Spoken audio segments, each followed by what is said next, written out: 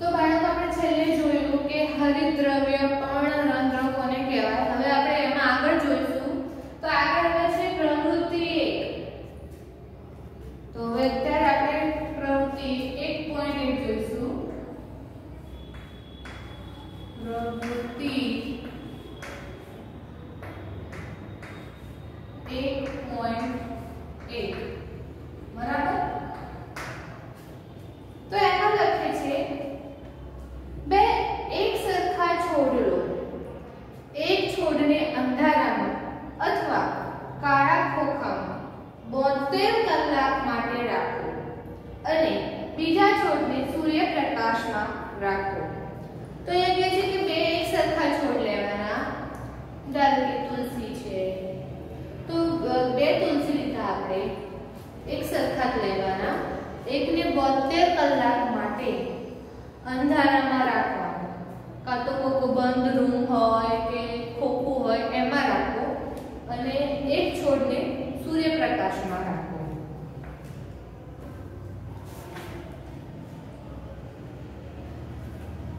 બંને છોડનો આયોડિન દ્વારા પરીક્ષણ કરો. તમારું પરિણામ નોંધો. હવે જે છોડને અંધારામાં રાખેલ હતો તેને 3-4 દિવસ માટે સૂર્યપ્રકાશમાં મૂકો અને ફરીથી તેના પર્ણોનું આયોડિન દ્વારા પરીક્ષણ કરો. તમારી નોટબુકમાં અવલોકનની નોંધ કરો. હવે શું કરવાનું છે કે જે છોડને આપણે 72 કલાક માટે અંધારામાં રાખ્યો હતો, હવે એ છોડને પણ 3-4 દિવસ માટે પ્રકાશમાં મૂકવાનો છે. પછી તેના પર્ણોનું એ છોડનું આયોડિન દ્વારા નિરીક્ષણ કરવાનું છે. પર્ણમાં જે ભાગ લીલો નથી તે પણ હરિતદ્રવ્ય ધરાવે છે. લાલ, કથ્થાઈ અને બીજા રંજક દ્રવ્યો લીલા રંગને ઢાંકી દે છે. આ પર્ણોમાં પણ પ્રકાશ સંશ્લેષણ જોવા મળે છે. હવે એવું નથી હોતું કે લીલા કલરના પત્તા હોય કે લીલા કલરના પાન હોય તેમાં જ પ્રકાશ સંશ્લેષણ જોવા મળે. તમે જે છોડ હતો 72 કલાક સુધી અંધારામાં રાખ્યો, ત્યારબાદ તમે 3-4 દિવસ પ્રકાશ સંશ્લેષણ માટે બહાર મૂક્યો પ્રકાશમાં, ત્યારે તમે જોશો કે પર્ણમાં જે ભાગ લીલો નથી તેના પણ હરિતદ્રવ્ય ધરાવે છે. તે પણ હરિતદ્રવ્ય ધરાવે છે. એ પાનના કલર કેવા થઈ જાય? લાલ થઈ જાય, કથ્થાઈ થઈ જાય કે બીજો કોઈ કલર થઈ જાય, પણ એ હરિતદ્રવ્ય તો ધરાવે છે. અને આ પર્ણમાં પણ પ્રકાશ સંશ્લેષણ જોવા મળે છે. તમે અવારનવાર તળાવ કે સ્થિર પાણીમાં ચીકણા અને લીલા ધબ્બાને જોતા હશો. સામાન્ય રીતે વૃદ્ધિ પામતા આ સજીવને લીલ કહે છે. લીલ તો તમે બધા સૌએ જોઈ હશે કે કોઈ પણ તળાવ હોય, નદી હોય, જ્યાં બહુ પાણી ભરે રહેતું હોય ને ત્યાં આગળ તમને લીલા કલરનો ચીકણો પદાર્થ જોવા મળે. સીધો સપાટ જેવો દેખાતો હોય પણ હવે એકદમ ચીકણો, જેને આપણે લીલ તરીકે ઓળખીએ છીએ. શું તમે અનુમાન બાંધી શકો છો કે શા માટે લીલ લીલા રંગની જોવા મળે છે? તમને ખબર છે લીલ શા માટે લીલા રંગની જોવા મળે છે? તેઓ હરિતદ્રવ્ય ધરાવે છે જે તેમને લીલો રંગ આપે છે. લીલ હોય, લીલ એ હરિતદ્રવ્ય ધરાવે જે તેને લીલો રંગ આપે છે. લીલ પણ પ્રકાશ સંશ્લેષણની ક્રિયા દ્વારા પોતાનો ખોરાક બનાવે છે. લીલ પણ એક વનસ્પતિ છે. લીલ પણ એક સજીવ છે જે પ્રકાશ સંશ્લેષણની દ્વારા પોતાનો ખોરાક જાતે જ બનાવે છે.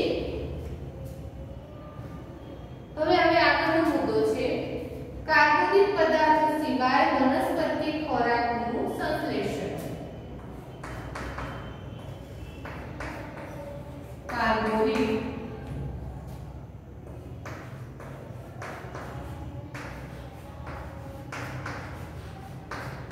પદાર્થો સિવાય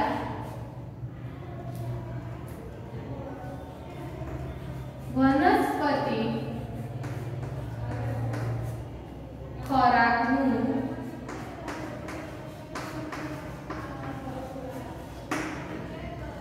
સંશ્લેષણ.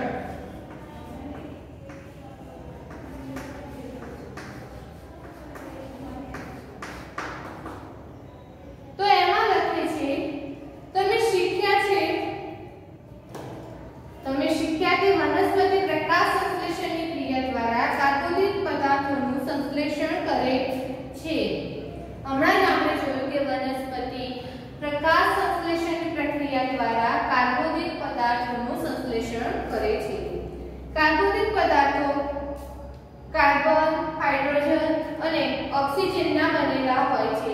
ફરી એરો મારીને લખો નીચે પોઈન્ટ કરીને.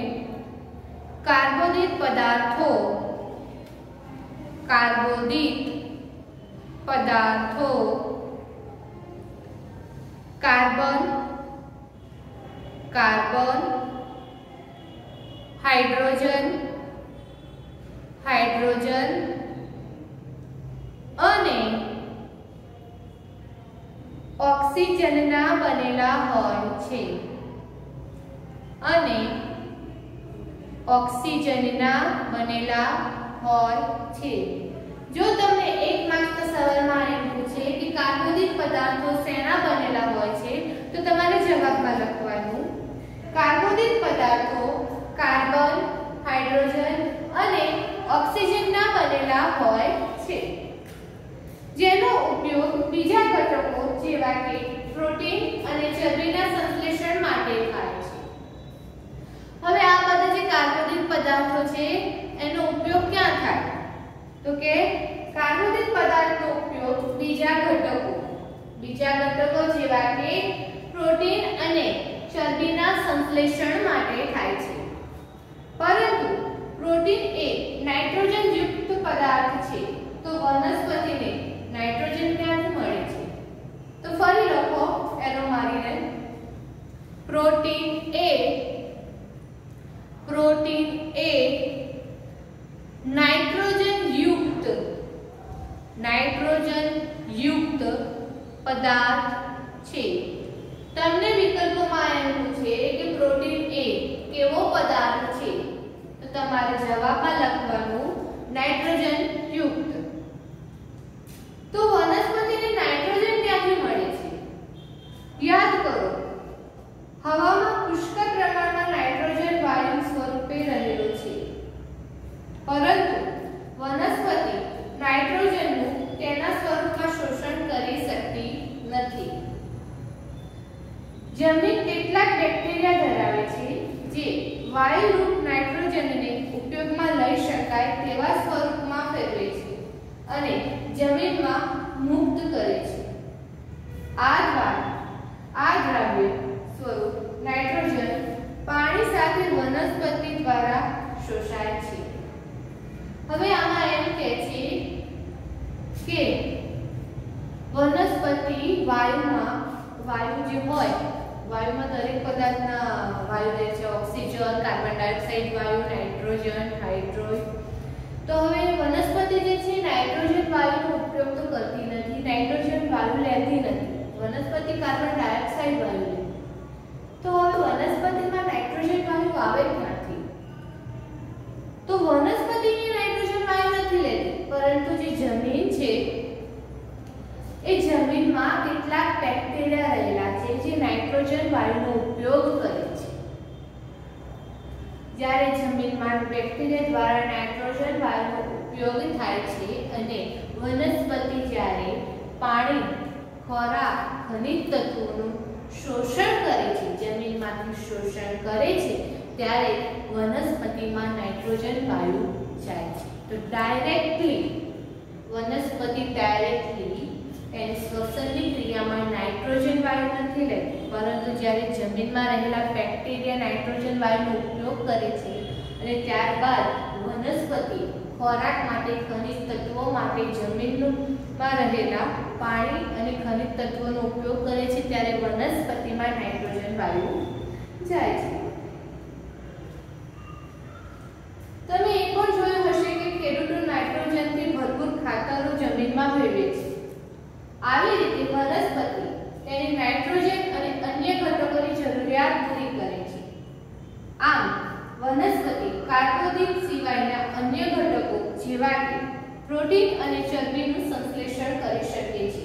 તમે ઘણી જગ્યાએ જોયું હશે કે જે ખેડૂતો જ્યારે તેમનો પાક એ લોકો વાવે ત્યારે ખાતર નાખતા હોય છે. અને એ સિવાય આપણા ઘર આગળ પછી અમુક જે છોડવા વેચવા વાળા આવતા હોય છે તો જોડે ખાતર પણ રાખતા હોય છે. અને જ્યારે આપણે છોડવા લેતા હોય અને લોકો કરતા ત્યારે એ પણ કહે છે કે તમારે તમારે ખાતર જોઈતું હોય તો અમે ખાતર પણ રાખીએ છીએ। તો જ્યારે ખેતરમાં જે આપણે જે ખાતર લઈએ છીએ ખાતર જમીનમાં નાખીએ છીએ તેના દ્વારા વનસ્પતિ નાઇટ્રોજન અથવા તો તેના જેવા બીજા ઘટકોનો ઉપયોગ કરે છે, જરૂરિયાત પ્રમાણે તે ઉપયોગ કરે છે અને આ જ રીતે વનસ્પતિ કાર્બોદિત સિવાયના અન્ય ઘટકો જેવા કે પ્રોટીન અને ચરબીનું સંશ્લેષણ કરી શકે છે। હવે આગળ આપણે જોઈશું આગળનો પોઈન્ટ છે વનસ્પતિમાં પોષણના અન્ય પ્રકારો। 1.3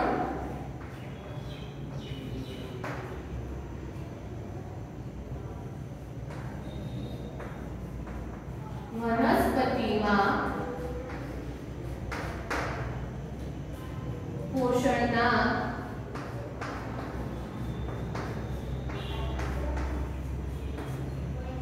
અન્ય પ્રકારો।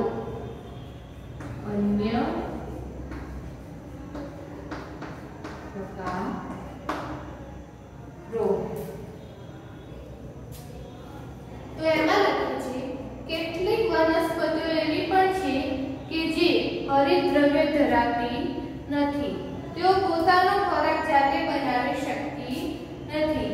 તેઓ કેવી રીતે જીવી શકે છે? તો કેટલીક વનસ્પતિઓ એવી પણ છે કે જે પોતાનો ખોરાક જાતે બનાવી શકતી નથી કે જે હરિતદ્રવ્યો ધરાવતી નથી, તો એ કેવી રીતે જીવી શકે છે અને તેઓ ક્યાંથી પોષણ મેળવે છે?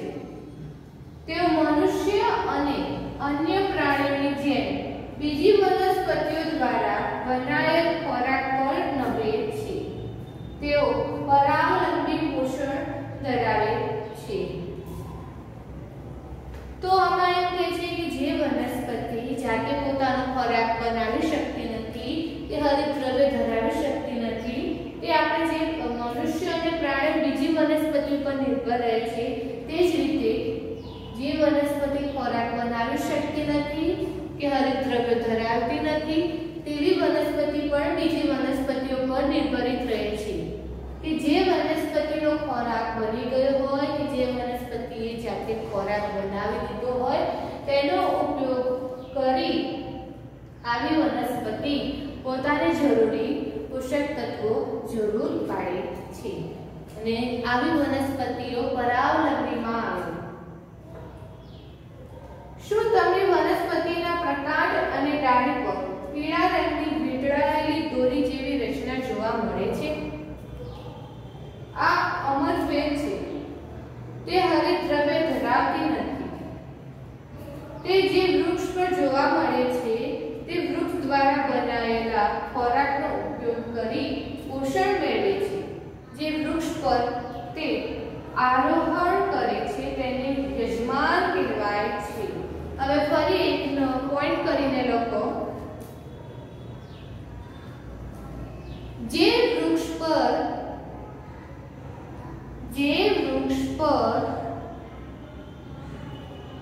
અમરવેલ જોવા મળે છે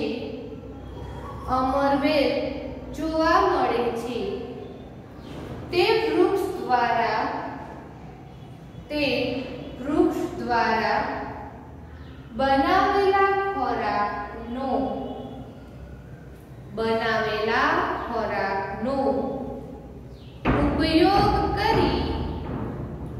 ઉપયોગ કરી પોષણ મેળવે છે।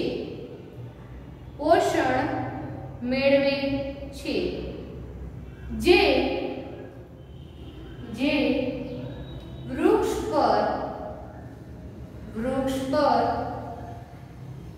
તે આરોહણ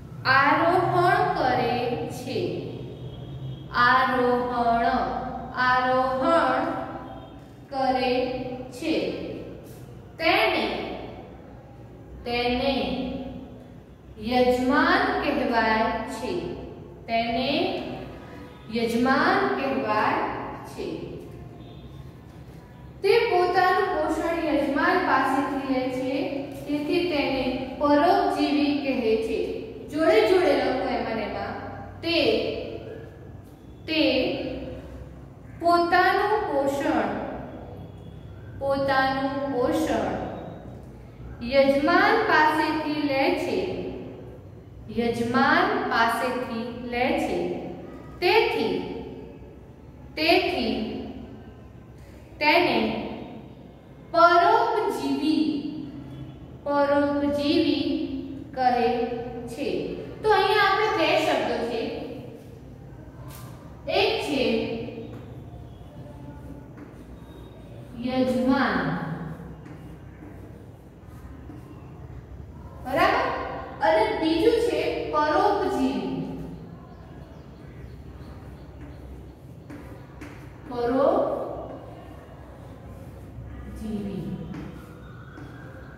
તો આ બંનેમાં અંતર શું, આ બંનેમાં ફરક શું?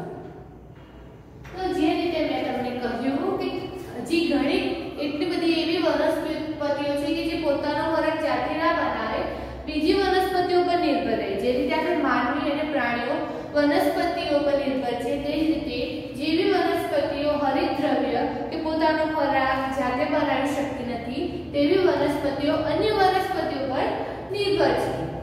તો અહીંયા જે વનસ્પતિ અન્ય વનસ્પતિઓ પર નિર્ભર છે, સાંભળજો ધ્યાનથી, જે વનસ્પતિ પોતાનો ખોરાક જાતે બનાવતી નથી અને હરિતદ્રવ્ય ધરાવતી નથી, તેમજ અન્ય વનસ્પતિ પર નિર્ભર છે ખોરાક માટે, તેવી વનસ્પતિને પરોપજીવી કહેવાય, તેવી વનસ્પતિને પરોપજીવી કહેવાય। અને આ પરોપજીવી વનસ્પતિ જે વનસ્પતિ ઉપર નિર્ભર રહે છે ખોરાક માટે, તેને યજમાન કહેવાય। આવી વનસ્પતિ પરોપજીવી વનસ્પતિ જે વનસ્પતિ પર ખોરાક માટે નિર્ભર રહે છે તેને યજમાન કહેવાય। તો આટલો ફરક છે યજમાન અને પરોપજીવી વનસ્પતિ પર। શું આપણે અને બીજા પ્રાણીઓ પણ વનસ્પતિ પર નભનાર પરોપજીવી છીએ? તેના પર વિચારો। તો હા, આપણે પણ પરોપજીવી વનસ્પતિની જેમ પણ વનસ્પતિ પર નિર્ભર છીએ। તમે એવી વનસ્પતિઓ વિશે સાંભળ્યું છે કે જે પ્રાણીઓનો ખોરાક તરીકે ઉપયોગ કરતી હોય? એવી થોડીક વનસ્પતિઓ છે કે જે કીટકોનો શિકાર કરીને તેનું પાચન કરી શકે છે। શું તે આશ્ચર્યજનક નથી? આ વનસ્પતિ લીલો કે અન્ય રંગ ધરાવે છે। ઘણી એવી વનસ્પતિઓ પણ હોય છે કે જે કીટકોનો શિકાર કરીને તેનું પાચન કરી શકે છે। વનસ્પતિમાંથી ઘણી એવી વનસ્પતિઓ પણ હોય, એવી જંગલી વનસ્પતિઓ પણ હોય કે જે કીટકોનો શિકાર કરીને તેનું પાચન કરી શકે છે, અને તે કરી શકે કારણ કે વનસ્પતિ પણ સજીવ છે। તમને આશ્ચર્યજનક લાગતું તો હશે જ। અને આ વનસ્પતિ લીલો કે અન્ય રંગ ધરાવે છે।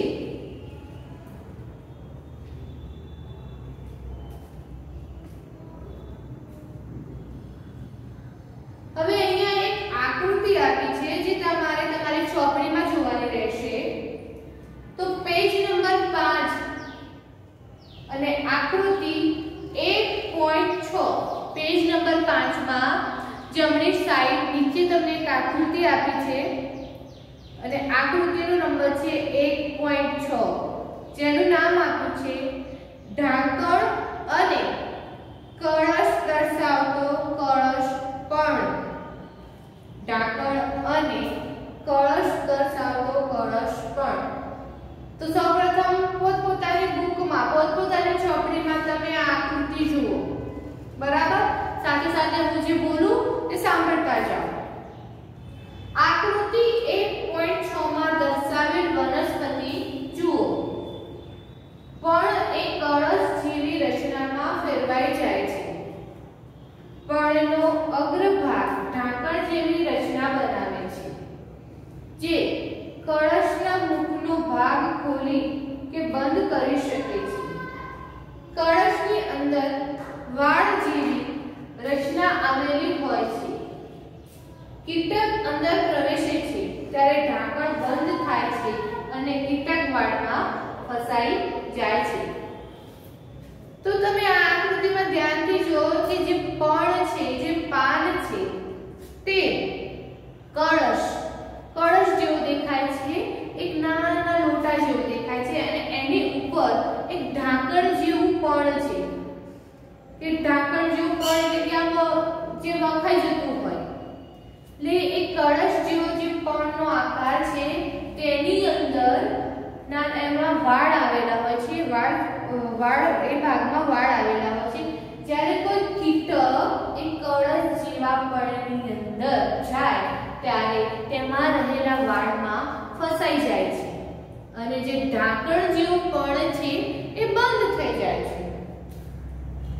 કળશ દ્વારા પાચક ઉત્સેચકોના સ્ત્રાવ્યથી કીટકનું પાચન થાય છે। આવા કીટકોનો આહાર તરીકે ઉપયોગ કરતી વનસ્પતિને કીટાહારી વનસ્પતિ કહે છે। ફરી એક એરો મારીને લખો, પોતપોતાની નોટબુકમાં ફરી એરો મારીને લખો। કળશ દ્વારા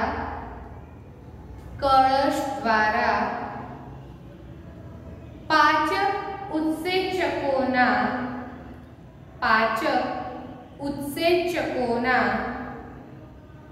સ્ત્રાવ્યથી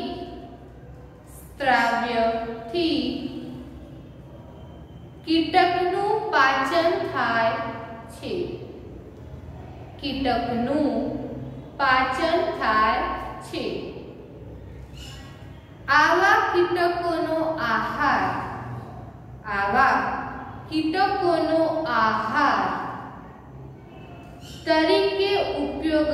આહાર તરીકે ઉપયોગ કરતી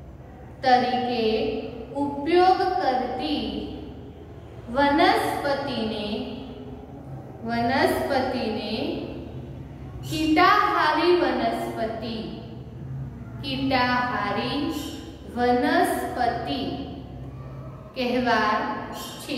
જો તમને પરીક્ષામાં વ્યાખ્યા પૂછે કે એવો સવાલ પૂછે કે કીટાહારી વનસ્પતિ કોને કહેવાય તો જવાબમાં લખવાનું કળશ દ્વારા પાચક ઉત્સેચકોના સ્ત્રાવ્યથી કીટકનું પાચન થાય છે।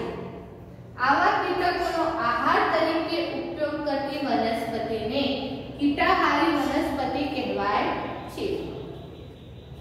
શું તે શક્ય છે કે આવી વનસ્પતિ જે જમીનમાં ઉગે છે તેમાંથી જરૂરી પોષક તત્વો નહીં મેળવતી હોય?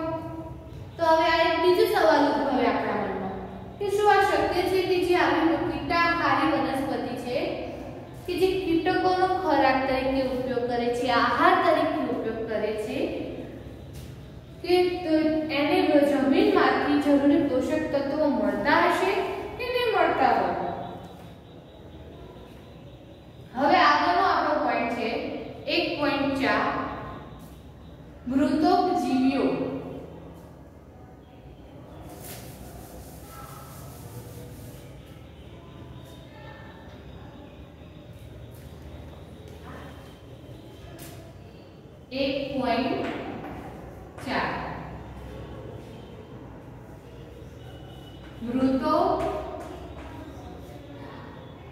મૃતોપજીવીઓ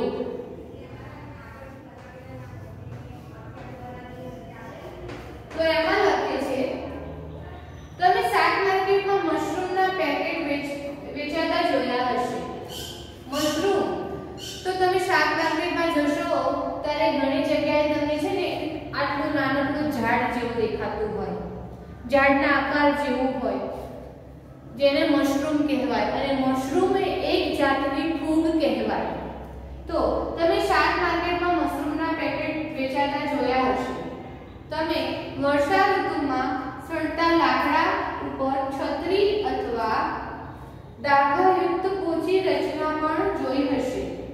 ચાલો આપણે શોધીએ કે તેઓ કયા પ્રકારના પોષક તત્વો લે છે અને ક્યાંથી મેળવે છે। આ સિવાય તમે છે ને જ્યારે ચોમાસું આવે ત્યારે લાકડાના જે દરવાજા હોય કે લાકડાની બારીઓ હોય કે જૂનું લાકડું હોય ને તમે તેમાં જોજો એક છત્રી જેવું આમ આવું નાનું તમને છત્રી જેવા જોવા મળશે આકાર ધરાવતા। જેને મશરૂમ કહેવાય, જેને આપણે ફૂગ તરીકે ઓળખીએ છીએ. તો હવે આપણે જોઈશું કે તેઓ આ પ્રકારના પોષક તત્વો લે છે અને ક્યાંથી મેળવે છે. તો એમાં પ્રવૃત્તિ છે, તો પ્રવૃત્તિ છે 1.2. હવે આપણે જોઈશું પ્રવૃત્તિ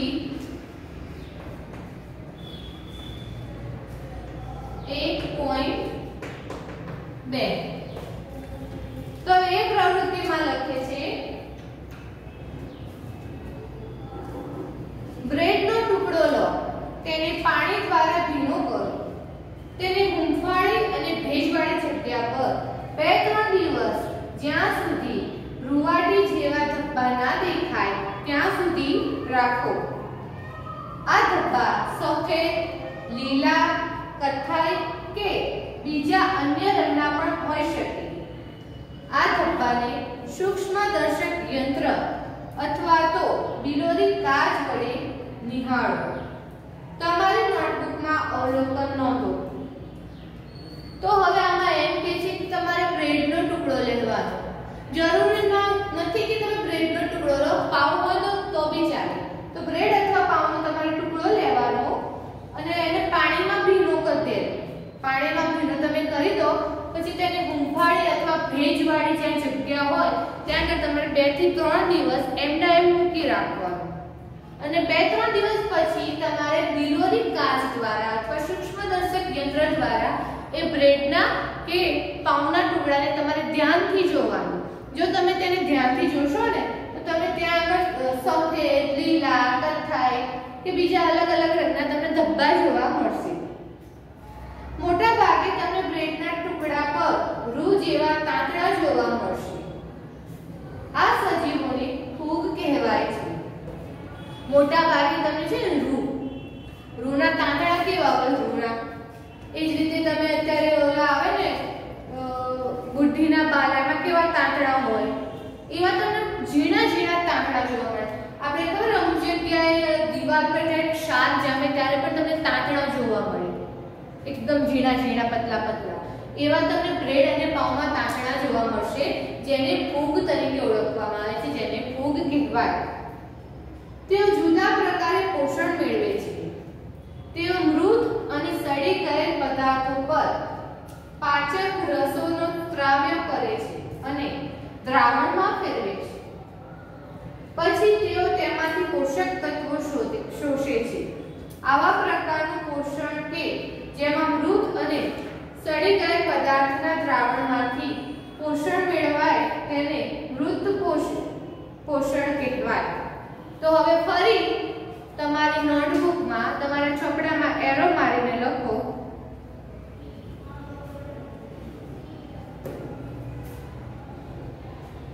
એવા પ્રકારનું પોષણ કે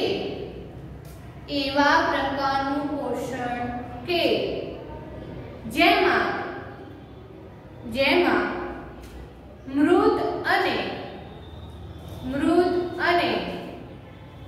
સડી ગયેલ પદાર્થોના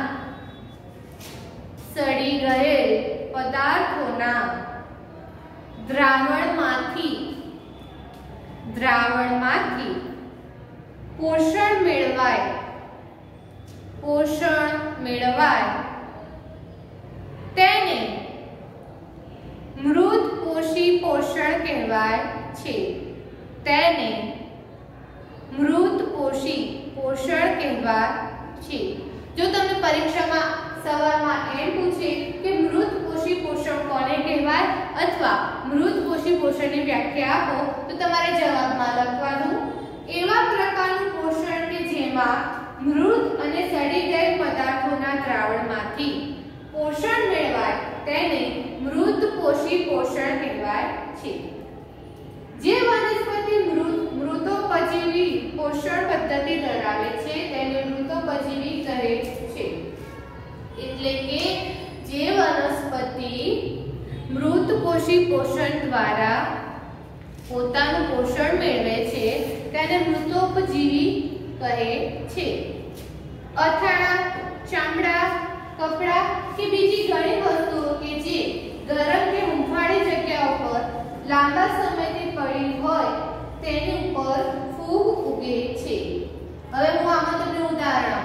ઘણીવાર જો અથાણું હોય તો અથાણા ઉપર પણ તમને છે ને ફૂગ જેવું દેખાતું હોય, તાંતરા તાંતરા જેવું દેખાતું હોય.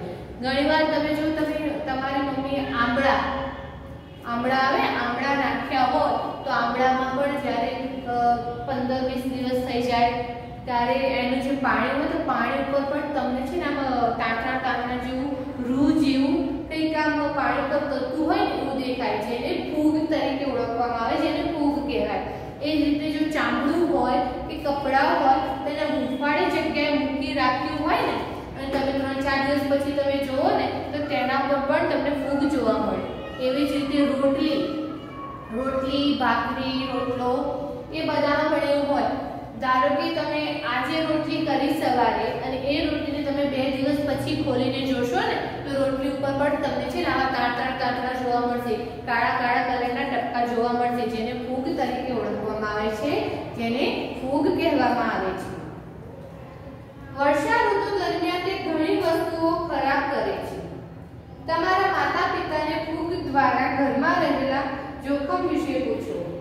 અને આ ફૂગ જે હોય, ફૂગ એ તમને ચોમાસામાં વધારે જોવા મળે, કારણ કે ચોમાસામાં ભેજવાળું વાતાવરણ હોય અને તમારે આના વિશે વધારે જાણવું હોય કે ફૂગ ક્યાં ક્યાં લાગે છે, શેના ઉપર લાગે છે, તો તમારે તમારા મમ્મી પપ્પાને પૂછવાનું. અને જ્યાં ફૂગ લાગે ને વસ્તુ ખરાબ થઈ જાય મિત્રો.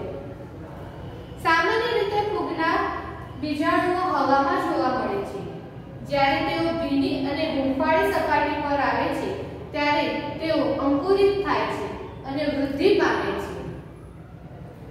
આ ફૂગ હોય, ફૂગ એના બીજાણુઓ હોય એ જમીનમાં ના હોય, પાણીમાં બધે ના જોવા મળે. સામાન્ય રીતે આ જે ફૂગના બીજાણુઓ હોય હવામાં રહેલા હોય, જે આપણે નરી આંખે ના જોઈ શકીએ પણ એ હવામાં રહેલા હોય છે. અને આ એવી જગ્યાએ લાગે કે એવી હવામાં વધારે જોવા મળે કે જે હવા ભીની હોય, હૂંફાળી હોય, ભેજવાળી હોય અને એવા વાતાવરણમાં વૃદ્ધિ વધારે પામે કે જ્યાંનું વાતાવરણ ભીનું, હૂંફાળું અને ભેજવાળું. હવે તમે કહી શકો કે આપણે વસ્તુઓને ખરાબ થતી કેવી રીતે રોકી શકીએ. કેટલાક સજીવો સાથે જીવે છે તથા વસવાટ અને પોષક તત્વો માટે સહભાગી બને છે. આ પ્રકારના સંબંધને સહજીવન કહેવાય. ફરી એરો મારીને લખો. કેટલાક સજીવો સાથે જીવે છે તથા વસવાટ અને પોષક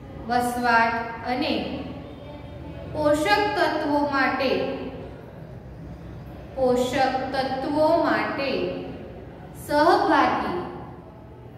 સહભાગી બને છે. આ પ્રકારના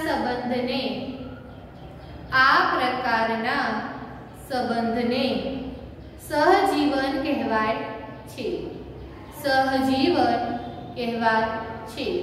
જો તમને એમ પૂછવામાં આવે કે સહજીવન કોને કહેવાય અથવા સહજીવનની વ્યાખ્યા આપો તો તમારે લખવાનું કેટલાક સજીવો સાથે જીવે છે તથા વસવાટ અને પોષક તત્વો માટે સહભાગી બને છે. આ પ્રકારના સંબંધને સહજીવન કહેવાય છે. હવે આમાં કેટલાક ઉદાહરણો આપ્યા છે. તો કે ફૂગ વનસ્પતિના મૂળ પર જોવા મળે છે.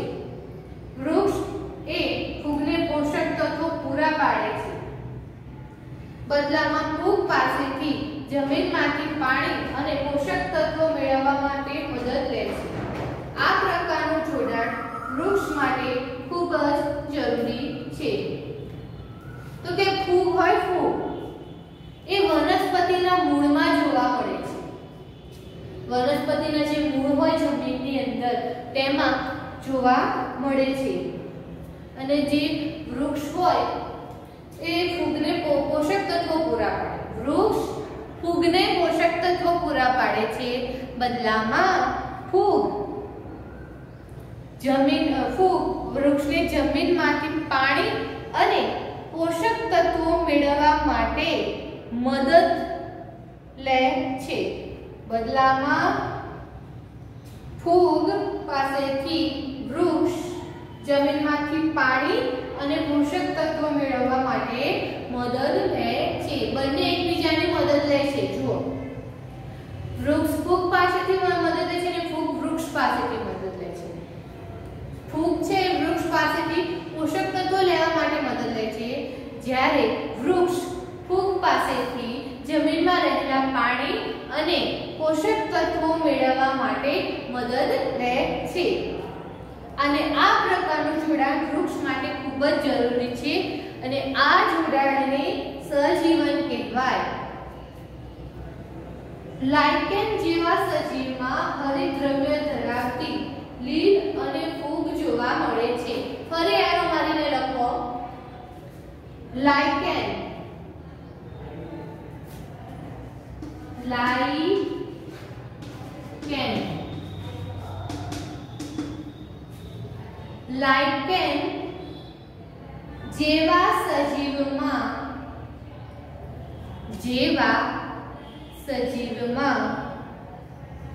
હરિતદ્રવ્ય ધરાવતી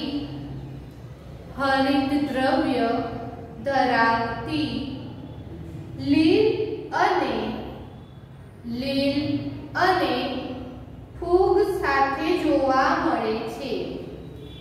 ફૂગ સાથે જોવા મળે છે.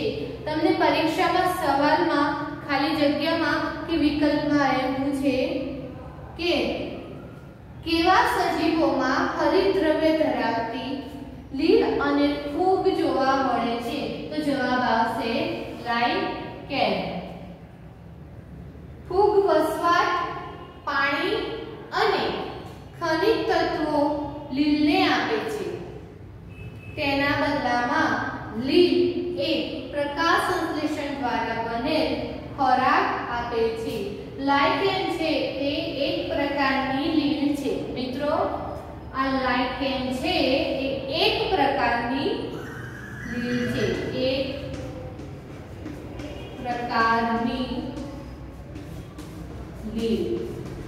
લાઇકેન એક પ્રકારની લીલ છે અને જે ફૂગ છે એ વસવાટ, પાણી અને ખનિજ તત્વો લીલને પૂરા પાડે છે. તેના બદલામાં લીલ એ પ્રકાશ સંશ્લેષણ દ્વારા બનેલ ખોરાક ફૂગને આપે છે. તો અહીંયા પણ લીલ અને ફૂગને એકબીજાની જરૂર પડે છે, તેથી તેઓનું જીવન સહજીવન કહેવાય. તો આજે આપણે જોયું આ લેક્ચરમાં પ્રવૃત્તિ 1.1 કાર્બનિક પદાર્થો સિવાય વનસ્પતિ ખોરાકનું સંશ્લેષણ, પછી 1.3 વનસ્પતિમાં પોષણના અન્ય પ્રકારો, 1.4 મૃતોપજીવીઓ અને પ્રવૃત્તિ 1.2 કરી. હવે આગળના લેક્ચરમાં, આના પછીના લેક્ચરમાં આપણે 1.5 જમીનમાં પોષક તત્વો ફરી કેવી રીતે આવે છે તેના વિશે અભ્યાસ કરીશું. પરંતુ આજે મેં તમને જે પોઈન્ટો અહીંયાથી બોલીને લખાવ્યા છે એ પોઈન્ટો તમારે બરાબર યાદ કરી લેવાના, કારણ કે એ પોઈન્ટો પરીક્ષામાં પૂછાઈ શકે છે.